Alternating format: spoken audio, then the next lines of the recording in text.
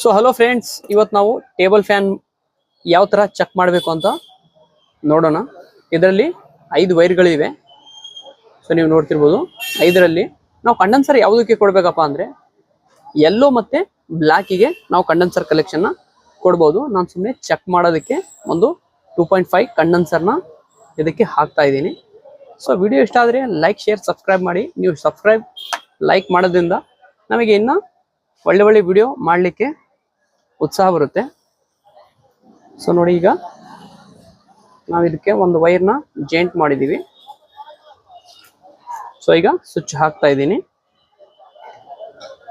ನಾವು body ಅರ್ತ್ನ check ಮಾಡೋಣ. ಈಗ ನೋಡಿ, ನಮ್ಮ ಫ್ಯಾನು ತಿರುಗ್ತಾ ಇದೆ. ಈ ಥರ ನಾವು ಚಾನಲ್ನ ಕೂಡ ಚೆಕ್ ಮಾಡ್ಬೋದು. 1 2 3ನ